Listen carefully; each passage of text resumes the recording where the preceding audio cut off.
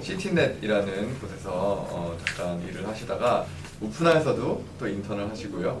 그 이후로 지금 또 다른 기관에 계시다가 또 그 도시 쪽으로도 잠깐 일을 하셨어요. 근데 저희 지금 작년 대표단에 맞죠? 작년 대표단 준비하는 것도 잠깐 도와주셨어가지고 저희 프로그램하고는 완전 생소하지 않습니다.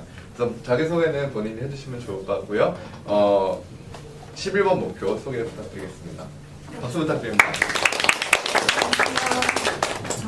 말씀하신 것처럼 유엔일대 세계연맹에서 작년에 그 대학생 대표단 하는 거 같이 도와서 했고요. 이제 시티넷 사무국은 도시간 그런 네트워크 국제 기구이고요.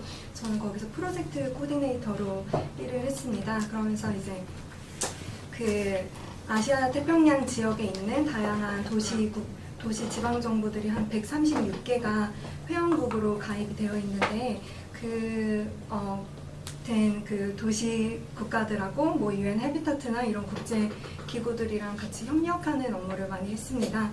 그럼 오늘 SG 11번 설명드리겠습니다.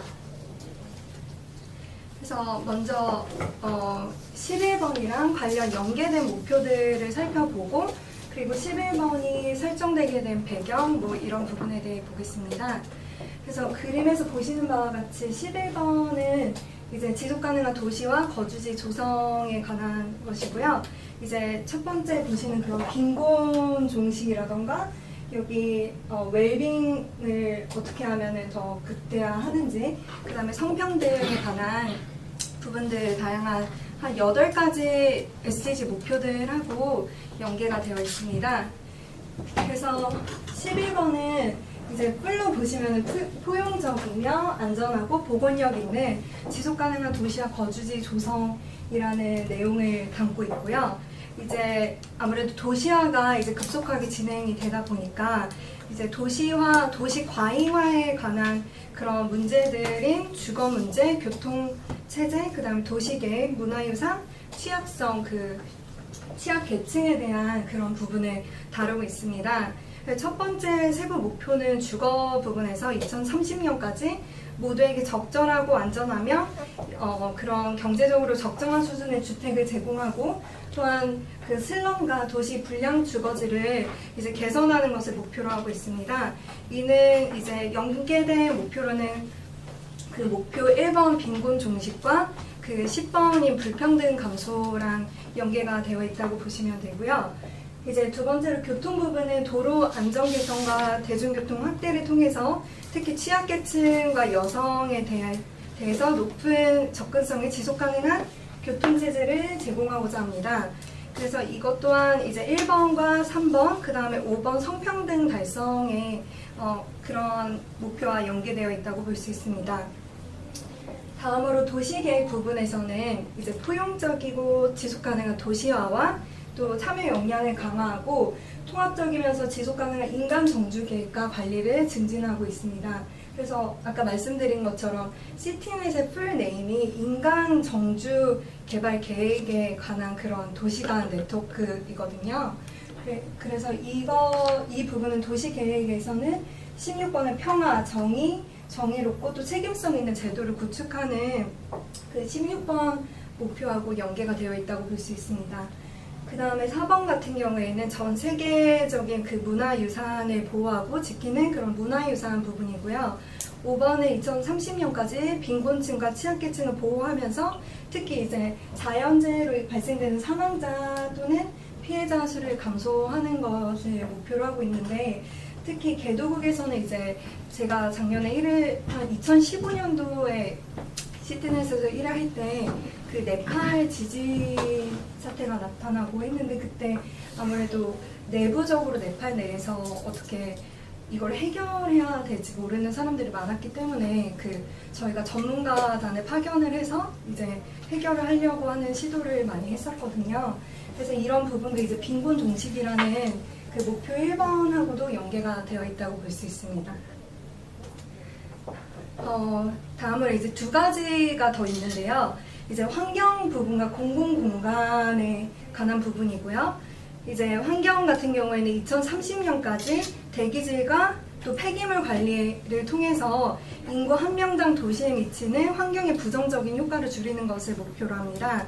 그래서 11번의 그 지속 가능한 소비, 생산을 보장하는 그 목표하고 관련이 되어 있다고 볼 수 있습니다. 또한 공공공간 같은 부분에는 이제 다양한 층이 있겠지만 그 가운데서도 여성, 아동, 노인, 장애인 등 이렇게 좀 취약계층을 대상으로 해서 보다 접근 가능한 그런 공공공간이나 녹지 환경을 조성하고 또 이제 안전하면서도 보편적인 접근권을 제공하는 것을 목표로 합니다. 그리고 이는 이제 불평등 감소, 성평등 달성이라는 목표하고 연관이 되어 있고요. 지금 보시는 ABC 같은 경우에는 여기까지는 이제 세부 목표이고요. 여기 ABC 작은 걸로 되어 있는 거는 이제 세부 이행 목표입니다.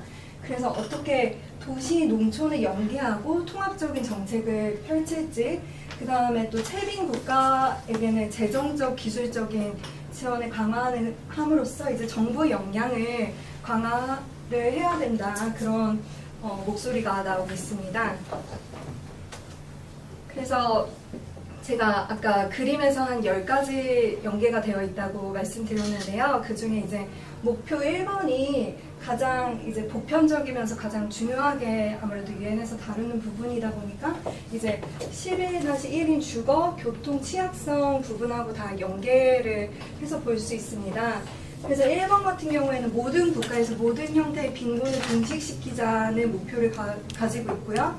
그 세부 목표는 한 5가지가 있는데요. 이제 절대 빈곤 인구를 줄이고, 또한 남녀 및 아동 인구 비율을 절반으로 줄이자.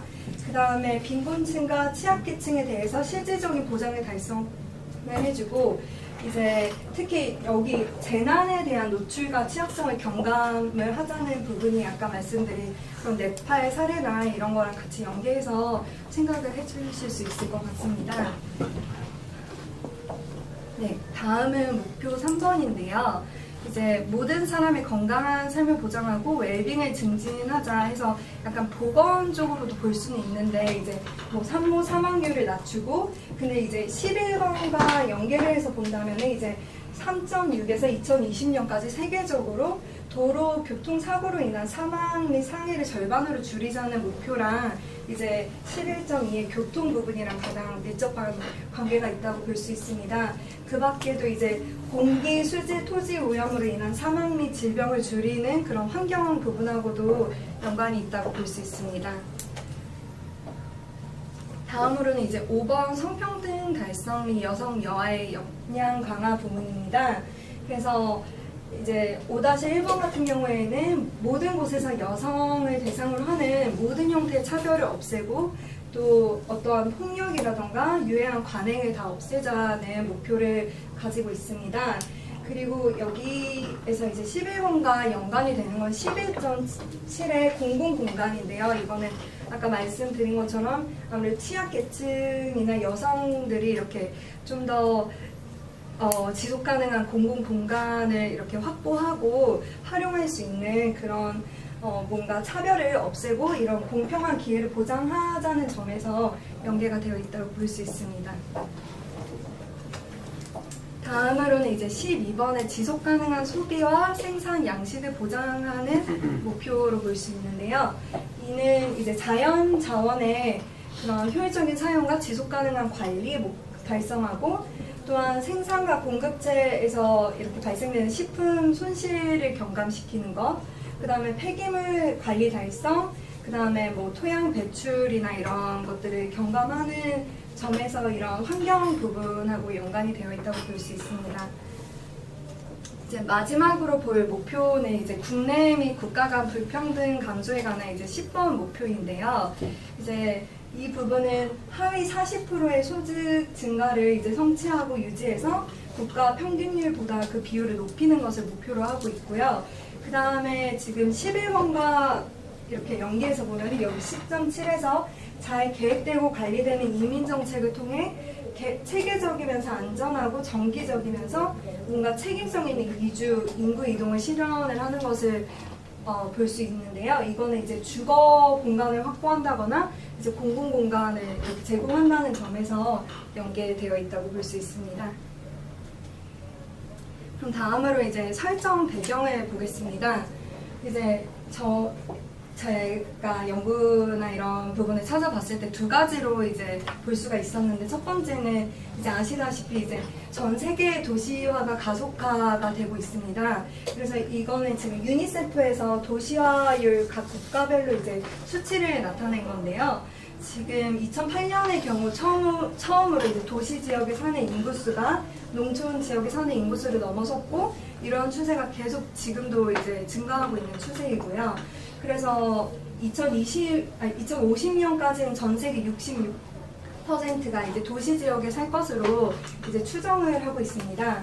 그리고 이제 유엔이나 이런 곳에서는 이제 개발도상국의 도시가 대부분 도시화 현상이 심각할 것이다라고 생각은 하고 있는데, 그뿐만 아니라 이제 정책을 하는 정책 기관자들 경우에는 도시 개발이 향후 15년 또는 그 이후에 더 큰 쟁점이 될 것이라고 판단을 해서 이런 부분 이제 11번 목표가 되게 중요하다는 점을 알 수 있고요.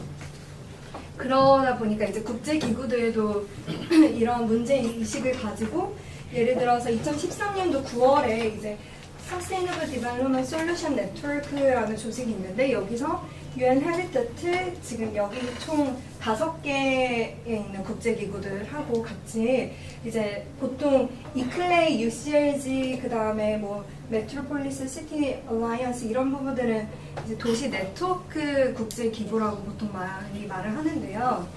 이제 같이 다른 국제기구들과 도시 지속 가능 발전 목표 캠페인을 시작을 했습니다. 그래서 결과적으로 2015년도에 저희가 SDG 채택을 했는데, 그때 이제 포용적이고 안전하면서 이제 지속 가능한 도시 인간 정주 개발 계획을 목표로 하는 11번째 목표가 이제 도출이 됐습니다. 그래서 어떤 면에서 11번 목표는 어떻게 국가 차원에서 이루어지는 게 아니라 도시나 지방정부 차원에서 이루어진다는 점에서 좀 많은 의의가 있다고 볼 수 있습니다. 그럼 이제 관련 주요 이해 관계자들에 대해서 살펴보겠습니다. 이제 다 아시다시피 도시라는 공간이 아무래도 요즘에는 도시 플랫폼이라고 많이 말을 하는데요. 이제 다양한 지역의 해결책을 도출하고 하기 위해서는 관련된 공공활동가들이나 뭐 기업, 학계, 시민사회, 그다음에 일반 시민들이 한데 모이는 곳이라는 점에서 어떤 면에서는 그런 최적의 플랫폼이라고 볼 수 있고요. 이제 첫 번째로는 중앙정부에서의 활동을 볼 수 있는데, 중앙정부는 이제 도시화랑 경제 성장에 따라서 이제 뉴타운이나 스마트 도시를 이제 만들고 있는데, 이제 약간 저소득층 주거라던가 빈곤 문제가 아무래도 이렇게 사회 갈등으로 나타나면서 이 부분을 이제 해결하면서 개발을 해야 된다는 그런 두 가지가 상충되는 목표들이 있잖아요. 그래서 그런 것을 어떻게 하면 좀 해결을 하면서 지속 가능한 개발을 할 수 있을지 그런 부분을 모색하고 있고요. 그리고 이전 지방자치단체 같은 경우는 이제 중앙정부랑 달리 예산을 집행하는 데 있어서 좀 많은 어려움이 있다 보니까 이제 지역 주민들의 이해를 구하고 협력을 통해서 약간 통합적인 프로젝트를 많이 개발을 하고 있습니다. 다음으로는 이제 말씀드린 바와 같이 국제기구나 국제 NGO, 뭐 제가 일했던 뭐 시티넷이나 뭐 그밖에 유네스캠, UN 헤비텟, 리클레이, 메트로폴리스, 그다음에 헤비텟 인터내셔널 이런 국제 기관들이 있는데요. 거기서 이제 그런 국제 회의를 개최한다거나 로비 활동, 그다음에 이런 옹호 활동을 적극적으로 수행을 해서 지금 보시는 것처럼 헤비테트에서 헤비테트 인터내셔널에서 그 SDG의 주거 문제를 포함시키고자 하는 그런 활동을 진행을 했던 점을 알 수 있습니다. 그래서 주요 활동 사례를 살펴보면 제가 말씀드린 것처럼 도시 단위에서 많이 이런 노력이 이루어지고 있는데, 이게 크게 보면은 지금 11번에 1번부터 7번이 있는데 선진국과 개도국이 어떠한 노력을 하는지를 볼 수 있습니다. 그래서 그 중에 이제 제가 한 가지를 뽑은 거는 이제 대한민국 수원시에 생태교통 페스티벌이 있는데요. 이제 그 생태교통 페스티벌은 이클레이랑 수원시랑 그 다음에 UN 헤비테트가 약간 시범 사업으로 수원시 행성동에다가 이제 자동차가 없는 도시를 만들자 해가지고 이제 약간 국제 프로젝트로 이제 진행을 했었는데요.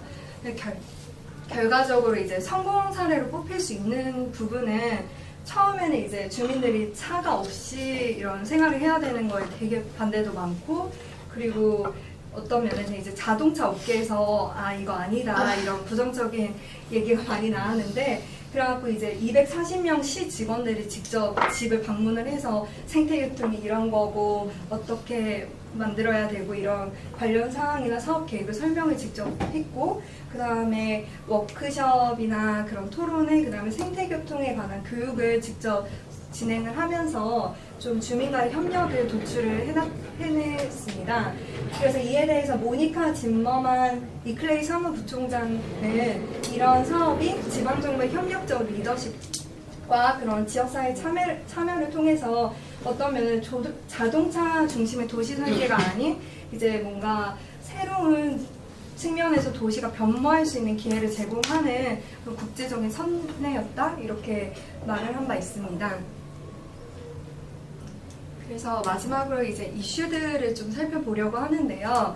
이제 저도 이 도시정책 공유 국제 포럼에 직접 참여를 했는데 이제 작년 6월에 서울에서 개최가 됐습니다. 이는 유네스캡이랑 시티넷, 그 다음에 서울시가 공동으로 지속가능 발전 목표를 위한 도시정책 공유 국제 포럼을 개최를 했습니다.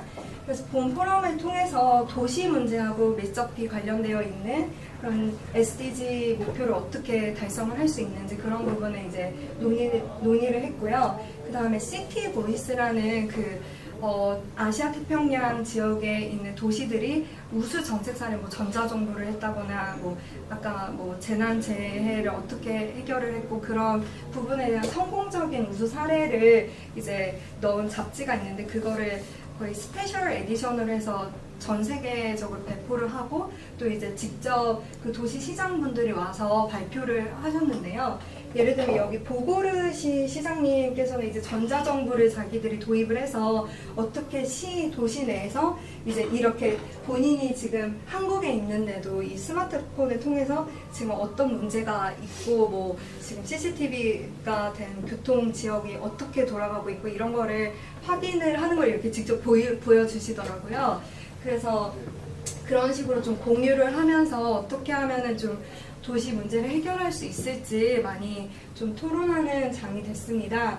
그래서 결과적으로 서울시 공식 성명 발표에서 이제 그 어떤 사람이나 도시도 결코 도태되어서는 안 된다라는 그런 공식 성명 발표를 했으면서 이제 SDG 11번 달성을 위해서는 어떤 포용력이나 협력이 굉장히 중요하다고 강조를 하면서 이제 끝이 났습니다. 이제 다음으로 살펴볼 부분은 이제 헤비텟 3 컨퍼런스인데요. 이제 헤비텟 3는 주거와 지속가능한 도시 발전에 대한 UN 컨퍼런스의 명칭입니다. 그리고 아마 SDG 11번과 관련된 가장 전 세계에서 큰 컨퍼런스라고 보실 수 있으실 것 같습니다. 그래서 이때 당시에 SDG를 달성하는 데 있어서 도시나 마을들이 어떻게 계획되고 관리되어야 하는가를 논의하고 이제 새로운 국제개발 및 기후 변화 목표의 이행을 추진하는 데 있어서 도시가 굉장히 중요하다는 그런 내용을 다루었고요. 그리고 중요한 점은 이제 향후 30년간 이제 지금보다 더 많은 도시 지역이 생겨날 것을 예상을 해서 이제 UN 헤비탄 3에서 도시 건설을 위한 새로운 도시 아젠다를 이제 채택을 했습니다. 다시 말씀드리면 새로운 도시 아젠다는 지속 가능한 도시 건설을 위해 새로운 가이드라인을 설정하자는 그런 거였고요. 지금 여기는 이제 국제회의 장소 그런 모습이고, 여기가 이제 헤비텟 3 홈페이지에 들어가면은 더 자세한 내용을 보실 수 있습니다. 이제 마지막으로 저희가 2017년 3월에 그 유럽연합이 세계 도시 프로젝트를 서울에 출범을 했습니다. 그래서 유럽연합이 운영하는 세계도시 프로젝트 같은 경우에는 유럽 도시랑 세계 각지 도시들 간의 장기적인 협력 사업을 도출하는 그런 프로젝트로 어떻게 하면 더 나은 도시 정책 수립을 해서 이제 상반의 도시 그런 거주민들의 삶의 질을 이렇게 향상할 수 있을지 거기에 대해서 많이 논의를 했고, 이제 그 네 개체로는 4개 한국 도시, 서울시, 송파구, 수원시, 광주, 부산시 하고 네덜란드의 아인트호벤, 그다음 영국의 스코틀랜드 도시연합, 그리고 핀란드 탐페레, 스페인의 바르셀로나가 연결을 해가지고 지금 여기 각 이해관계자들이 와서 단체 그룹 사진을 찍은 거고요. 그래서 결론적으로는 지속 가능한 도시개발 확산을 위해서 도시 간 협력 관계를 구축하는 게 매우 중요하다라고 말을 하면서 이제 이 상호 방문을 하고 도시들이 그 다음에 교류 사업을 통해서 예를 들어 스마트 시티라던가 그런 혁신적인 정책 또 뭐 프로젝트를 같이 계획하고 수립하자는 내용을 했고, 아마 이게 한 1년 이상 진행될 것 같습니다. 네, 그래서 오늘 발표는 여기까지 하도록 하겠습니다. 혹시 질문 있으신가요? 혹시 그 첫 번째 SDG 5번 하나를 두고 여러 개랑 연결을 하셨잖아요. 네. 그 연결하는 거를 직접 찾아서 하신 거예요? 아니면 사이트가 따로? 이거는 이제 지금 저희 진성 담당관님께서 쉐어를 해주셨어요. 그래서 이 부분을 좀 설명을 해주면 좋겠다고. 아마 지금 그 연구 보고서 같은 데 나와 있는 걸로 알고 있거든요. 그 부분은 한번 저도 여쭤볼게요. 네. 지금 혹시 11번 관련돼서 팀 관심 가지고 계신 분 계신가요? 팀 11번. 11번 팀. 네. 질문을 좀 많이 예. 너무 잘 가르쳐주셔서 그럼 11번에서 어떤 부분을 하고 싶으신지?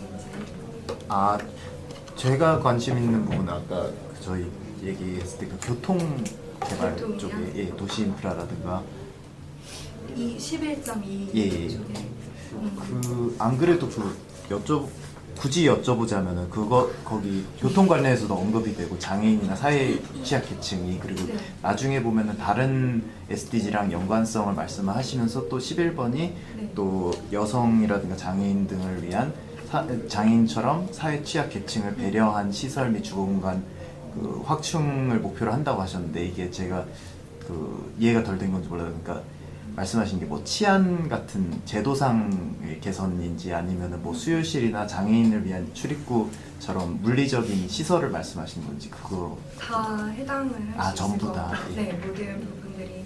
네. 그래서 되게 좀 어떤 면에서는 되게 포괄적인 측면에서 다 설명이 되는 것 같거든요.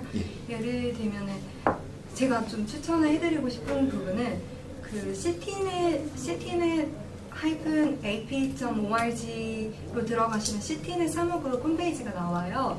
그러면 거기에 퍼블리케이션에서 그 City Voices라는 거를 들어가시면 되거든요. 거기에 가면은 매년 이제 2번씩 그 간행물이 발행이 되는데요.